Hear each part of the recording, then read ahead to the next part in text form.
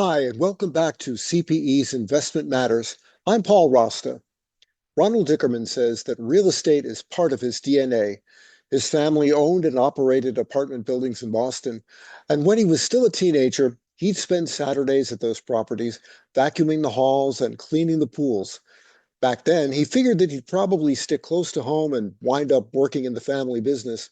But as it turned out, he was destined for much wider horizons. As founder and president of Madison International Realty, Dickerman leads a company with an uncommon focus on the secondaries market and a footprint that encompasses offices on three continents. Since its founding a quarter century ago, Madison International has raised upward of $8 billion from scores of investors. In our conversation, Dickerman tells us how he came to focus on the secondaries market and fills us in on Madison International's latest corporate level moves. From the perspective of nearly 4 decades in the business, he offers his insights on today's key trends. And as an expert on international capital flows, he gives us his take on how the U.S. real estate market stacks up against the competition. If you enjoy the Investment Matters podcast, I hope you'll check out CPE's Capital Markets newsletter, our free twice-monthly roundup of the latest trends, analysis, and data in commercial real estate investment. It's easy to subscribe. Just go to commercialsearch.com/news/subscriptions. Again, that's commercialsearch.com/news/subscriptions. And now here's my conversation with Ron Dickerman. Ron Dickerman, welcome to Investment Matters. Really nice to be with you today. Thank you, Paul. Very nice to be with you. Thank you so much for being interested in me and what we're doing at Madison. Oh, absolutely. And as I was mentioning a couple of minutes ago, since it has been a few years since we've spoken, it just occurred to me that one thing that's never come up in our previous conversations is something that I'm always interested in when I'm talking to CEOs, which is the origin of the company name. And could you tell us first a little bit about how you came up with Madison International as your handle? Many, many moons ago, when Madison was just a concept, I happened to be officing on Madison Avenue, Madison and 48th Street, not so far from where I'm sitting now. And over the course of many moons, Madison has taken many turns, but we adopted a name, Madison International Realty, based on the location of our office, Madison Avenue. What's ironic is since that time, we've migrated both to Fifth Avenue and now to Park Avenue, which has been our home for about a decade and a half. So I'm talking to you from about 300 yards from our original birthplace. And I guess it's still reflective in the name of the firm. Huh, okay. Well, thanks. I never knew that. And at some point, I guess I should have made the connection between Madison International Realty and Madison Avenue in Midtown Manhattan. But Right. until this moment. And as you know, firms naming themselves after streets is not uncommon. It was a thing for many moons ago. But at the end of the day, it's been a great name for us. It's become a global brand. We are a bit of a category killer in liquidity solutions in real estate, which is burning bright, but we can talk about all those things. In fact, you read my mind because I was just about to ask you to tell our audience a little bit more about the company's line of business, really, because just for the benefit of those who are encountering Madison International for the first time, I think that would be informational for our listeners. Yeah, thank you so much, Paul. So Madison participates, broadly speaking, in the real estate secondary space. So put differently, we provide liquidity to existing investors in commercial real estate transactions who may be seeking an early exit strategy before the natural realization cycle of the underlying properties or portfolios.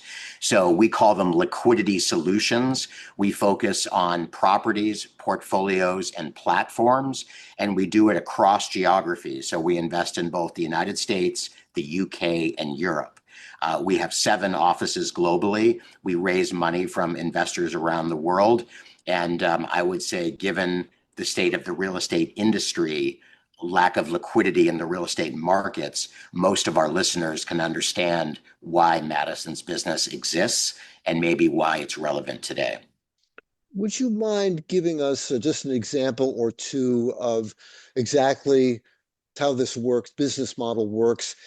For example, as far as acquiring interest in indirect ownership structures or illiquid structures, could you tell us a little bit more about that and how it works? Sure. So maybe just a very simple example, and then maybe I'll overlay some complexities on top of that.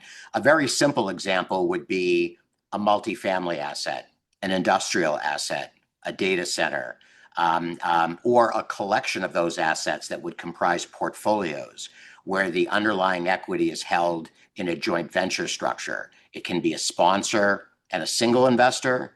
It can be a club deal, a syndication, or even a fractionalized structure like a private REIT or an open-ended fund. Anything that would have a mismatch in timing between the liquidity need of the investor and when the property is scheduled to be sold.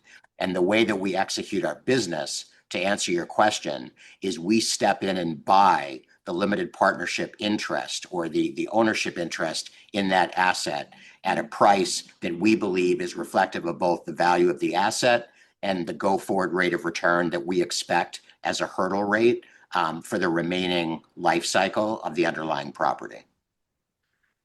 Madison International has made some significant corporate level moves in the very recently, quite recently. And for example, I wonder if you could tell us a little bit about one or two of them. Last fall, you announced a partnership with Warburg Pincus, which, of course, is another major institutional investor. And I gather that one of the factors was that Warburg Pincus wanted to increase its exposure in the secondaries market. And how does that partnership illustrate the strategy that you were just discussing a moment ago?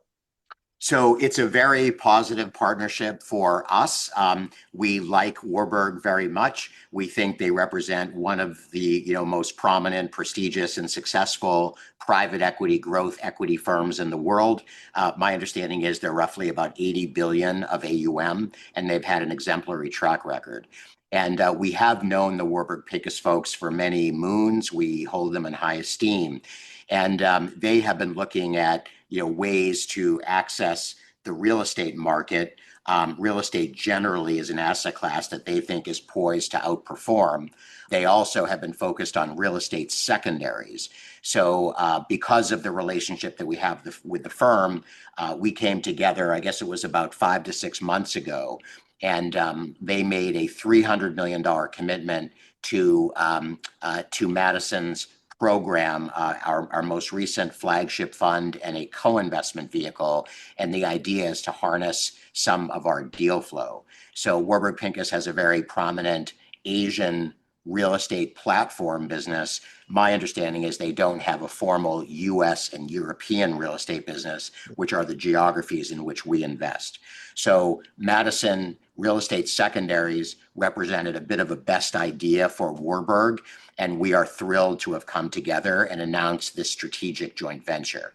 So it's a relationship for the future. We think it's built to last. We've already done our first co-investment transaction with them. We're in very close touch, and we think it's excellent validation of what Madison is doing with regard to our strategy. Warburg could have gone to any real estate company, any real estate secondaries firm. And we're very pleased that we ended up doing business with them directly. Ron, you've alluded a couple of times to the current capital markets conditions, current investment market conditions. I'd like to follow up on that.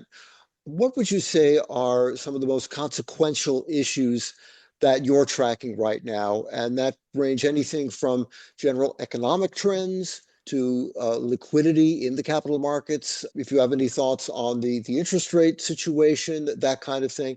And just as maybe a part two of that, is there any trend that could be consequential, say within the next 12 to 18 months, but isn't quite getting enough attention from the capital markets and from investors in your view? So there's a lot there, and there's a lot to unpack. And the point is, all of the above are so important, impactful, and topical for investors thinking about real estate today. So it's not a secret that we're living through quite a cycle. It started, with COVID, the supply chain tensions, the COVID snapback, the war in the Ukraine, inflation, monetary policy intervention, tariffs, and now we have a war in Iran. So you literally probably have not remembered a time where we've lived through so many, pieces of turbulence. You need to go back to the 1970s to find a time where there was such monetary policy intervention brought about by inflation. So all of these things together have created quite a lot of turbulence. I would say the interest rate cycle has impacted real estate probably to the most significant degree. And the result has been a significant reduction in transaction activity, significant reduction in distributions on legacy real estate investments, both funds and other types of transactions. So the real estate business has really come to a bit of a halt with regard to historical levels of transaction performance. And most investors, if you speak to them, will tell you that they're disappointed with the pace of distributions that they've received off of their legacy real estate investments. Most real estate investors are waiting for this big change in the interest rate cycle. And I don't want to be the bearer of bad news. I'll be the bearer of some cautious news, which is it's very unlikely we're going to see a significant reduction in the level of interest rates. They're talking about maybe one or two cuts this current calendar year. But given the structural budget deficits that exist both in the United States and other countries, the UK and countries of Western Europe, the fact of the matter is we may never go back to the levels of interest rates that we saw pre-COVID. So investors are waiting for this, this big transition that might not occur. And I think it's quite important that we get used to the new normal and the idea that investors may be looking for alternative liquidity strategies, which include real estate secondaries, as a way for them to manage the distributions that they may need. Many investors have unforeseen needs for capital. Loans are maturing. Interest rates and loan advance ratios have changed. You may not be able to refinance loans that are maturing at the same principal levels that you were able to borrow at in 2019, 20, and 21, pre-COVID, pre-interest rates. You also have capital expenditures. Office buildings are performing in a different way than they did pre-COVID. So you may have leasing, trends, leasing costs. So there's a variety of reasons why the investor experience has been quite different today. And I would say oil prices, inflation, what's going on with the war, in Iran are such where investors are biding their time and, waiting for oil prices to fall. Certainly the Fed is taking a very cautious tone on what their posture is going to be. Some people think the new Fed chair is a political appointment. The truth is it's not all up to him. There's a federal open market committee or a Fed open market committee that determines interest rate policy. So it is not a foregone conclusion that rates are likely to fall dramatically. But to what extent has your view as an investor evolved over, let's say, the past 6 months? Is there anything significantly different in how you view the market now as opposed to, let's say, 6 months ago? Well, I would say we're adjusting to a bit of the new normal. 6 months ago would have been pre-war in Iran. I guess we would have been adjusting to tariffs, which was probably the single biggest, shock to the global system. But I really think it's adjusting to the new normal of interest rate levels. What's happened in the commercial real estate markets is cap rates have adjusted. Real estate values have been under pressure. And I would say there's a bigger story too, which is human beings and their behavioral patterns. We learned a lot about ourselves and about each other during COVID, our preferences in terms of how we want to live our lives. Many people have adjusted, use of the office, where they choose to work. And those things are now impacting the valuations in commercial real estate, how human beings live, work, play around commercial real estate. And we've adjusted our, investment strategy to focus more on the intersection of real estate and technology, things like data centers, cold storage facilities, living strategies, seniors housing, multifamily, single family homes for rent. All these things are important based on some of the trends which I'm describing now. Hi, Paul Rosta here. I hope you're enjoying this episode of Investment Matters. For more great investment and finance content, subscribe to the CPE Capital Markets newsletter. Just go to commercialsearch.com/news/subscriptions and subscribe today. And now, here's the second part of my conversation with Ron Dickerman. So let's change gears for a bit. You've been a real estate investor and a financier for a long time, but what's the career origin story? Was real estate investment on your radar already by the time you finished your MBA at Columbia? Did you get interested in the business more gradually? Did it even happen even sooner than that? Yeah, it's a great question, and mine is a very interesting story. I'll try to tell it very concisely. I grew up in the Boston area. I was very lucky that my father, my family was in the real estate business. So I grew up going to the apartment buildings to inspect them on Saturdays. My first job as a teenager was cleaning the swimming pools and vacuuming the hallways, and it was sort of in my DNA, so to speak.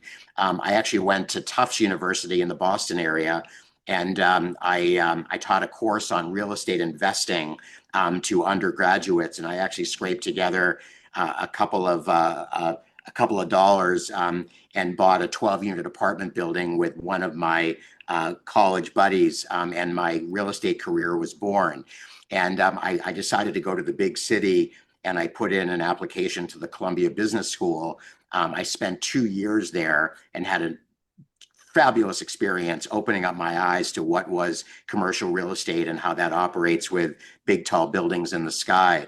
And when I graduated from Columbia, I thought I might go back to Boston and participate in what was a very small family real estate business. And instead, I threw in a resume to an investment banking training program at a firm called Smith Barney, now part of Citigroup. You would probably remember that name, Smith Sure. Barney. Many of our listeners have never heard about it before. So I got a job offer, which I accepted, and I showed up on my first day, and I thought I was going to finance big, tall office buildings in the sky. And what they said is, oh, we actually have other ideas for you. We're going to put you into an area that we call direct investments. And what you're going to do is originate real estate limited partnerships for sale through the retail brokerage network of Smith Barney. So very similar to BREIT and SREIT and some of these high net worth real estate programs being sold today. And I did that for 5 years. And I got very expert at analyzing real estate, understanding limited partnerships, capital accounts, how to market real estate to investors. It was a great experience. And I'm going to horribly date myself now. This was the early 1990s. There was a savings and loan crisis and a recession in the real estate business at that time. And my group at Smith Barney disbanded, and that business sort of ceased to exist on Wall Street. So I became an entrepreneur. I kept thinking about the real estate business and how could I differentiate myself. And in the early mid 1990s, new firms were being created: Starwood, Carlyle, Blackstone, and they were, growing their businesses rapidly. And I said to myself, how can I compete against these firms? And suddenly there was a bit of a light bulb that went off, and I said, wait a minute, maybe there's a way of investing in real estate by buying back the same limited partnership interest that I sold while at Smith Barney, acting as a bit of a liquidity solutions provider. And that's exactly the business that Madison is in today. We've just happened to scale the business. We're roughly 8 billion of equity that we manage for investors around the world. But that was the original genesis of Madison, not knowing where life was going to lead me. So Madison has become a bit of a category killer, one of the sort of original players in real estate secondaries.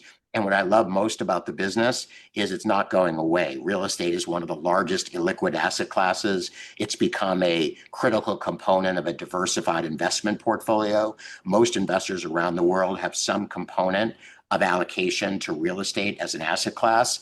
And we think it bodes well for the future of Madison and our ability to continue scaling our platform. So from cleaning swimming pools on Saturday morning to Columbia to structuring LPs to providing liquidity solutions, that's quite a journey, Ron. It's been quite a ride, Paul. I very much appreciate that. It's been enjoyable, lots of lessons learned, and lots of relationships built on a global basis. One of the things I enjoy most about what I do is I literally travel around the world. I circumnavigate the globe. I go to every region of the world. And this may sound trite, but what I love is the idea that all investors, no matter where they are looking for the same thing: great relationships with people they trust, where they have a reasonably good chance of earning, above average returns over long periods of time. And I also find that the story on the ground is always different from what you read in the newspapers. And that's part of what keeps me going, looking around the corners and continuing to build global relationships. So even though you now have offices on several continents, you as CEO still spend a lot of time in the air, it sounds like, going to these different ports of call. That's right. That's right.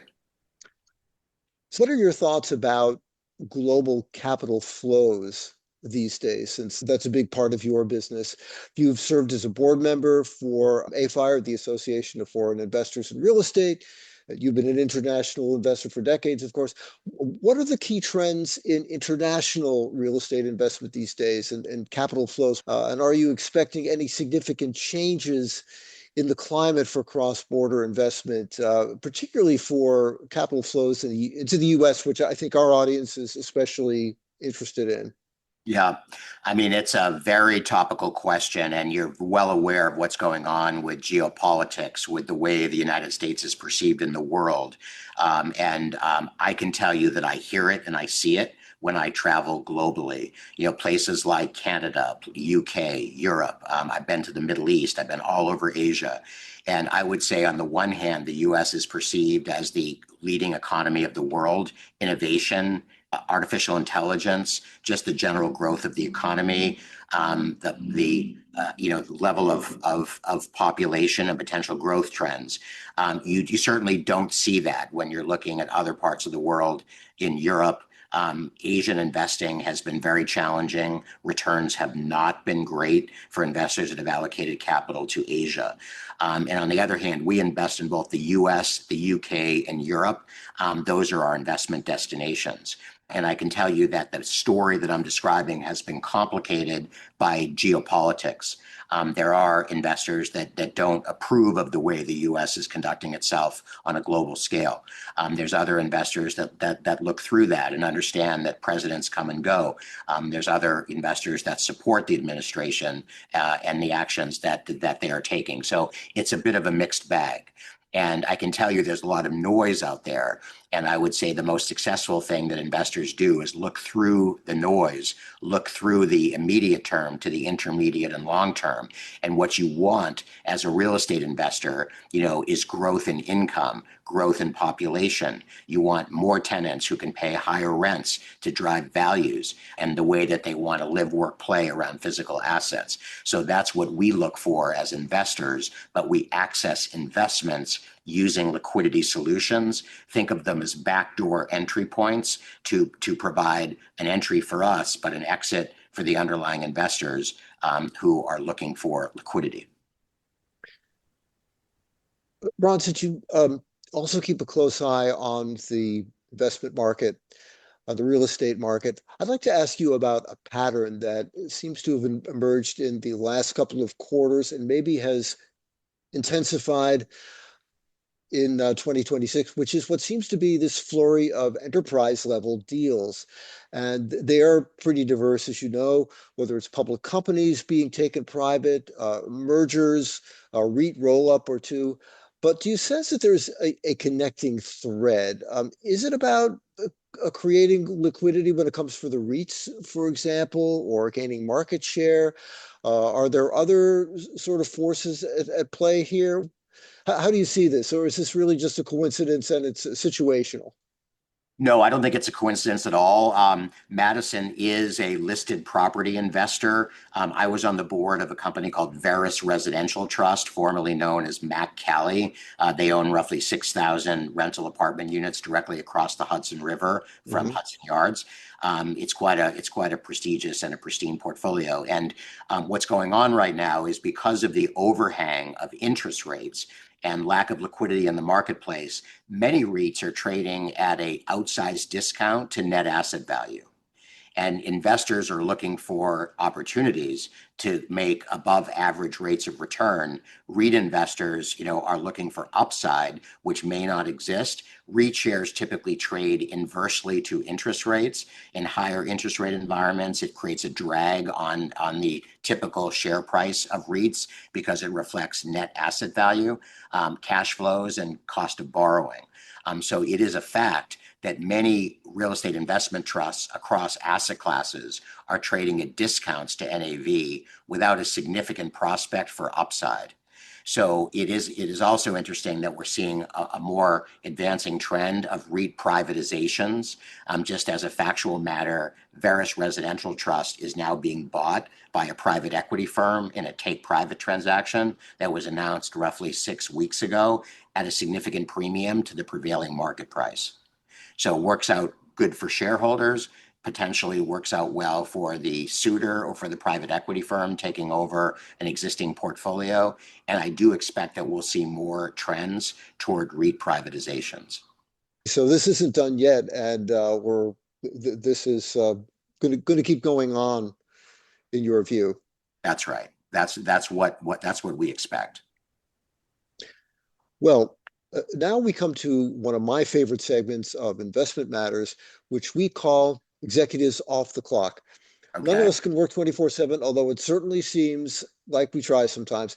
So when it's time to take a break from the daily grind, could I ask you, Ron, is there anything that you like to do for a change of pace? So the answer is yes. I would say, just like everybody else, I love spending time with my family. I have four young adult age children, three boys, one girl, 26 to 30 years old. They're weaving their way. Hmm. I'm happy to report that I don't pay them an allowance anymore. And it's fascinating to talk to them about, what they're seeing and what they're doing. I also like to be outdoors. I've actually taken up golf. I'm not a big golfer, but I do enjoy it. I don't spend much time on the golf course. My problem is I have an attention span that doesn't allow me to play more than three or four holes. I stretch it to nine every now and then. I also like exercise. So exercise is a part of my life. I'm happy to report. I get up every morning. I'm either on the treadmill, the elliptical, I'm running in Central Park. I'm biking on the weekends. It keeps me young. And I really, really enjoy it. I enjoy reading. I enjoy economics and geopolitics. I love looking around the corner, thinking about the dashboard, and maybe how to also be a global citizen. So Madison is very big into ESG. We're very philanthropic, and we focus on a lot of things that I hope make the world a better place. Is do you feel that that's a little bit of a departure from what uh, corporate America is doing right now? Just in terms of Madison International's dedication to ESG, which clearly you continue to make that part of your mission. It's really important to us. We have offices globally. We're not just focused on what fits in and what's politically correct in the United States. We view it as sort of a global mandate, a global responsibility. It's the right thing to do. We have offices in Europe. We have offices in the Middle East. We have offices in Asia. This is our world. We have to take care of it. And we want to be leading actors in terms of what constitutes, being a good global citizen. I come back to the comment I made earlier about global relationships, that although deglobalization, sort of America first, seems to be the buzzword here in the United States, and certainly what we hear from the administration, we have a very positive view of the world. We're supported by a global roster of investors. We see them frequently. We're actually planning our annual meeting. It's going to be here in New York, and we're excited to have them come to the United States. So I think you have to take the long view when you think about the world and what's best for all of us. And I think that's what burns bright at Madison. Well, Ron, thanks very much for taking time today to chat, and it's been great catching up with you, and appreciate hearing your views on not only the company, but also the capital markets and what's going on in the world. Thank you, Paul. Really nice to speak with you. It's been some time since we last connected, and I really appreciate you taking an interest in what we're doing here at Madison. Thanks, Ron. Much appreciated. That was my conversation with Ron Dickerman. You'll find more CPE podcasts on our website, commercialsearch.com, and be sure to follow us on Spotify, Apple Podcasts, and YouTube. Until next time, thanks for listening, and be well.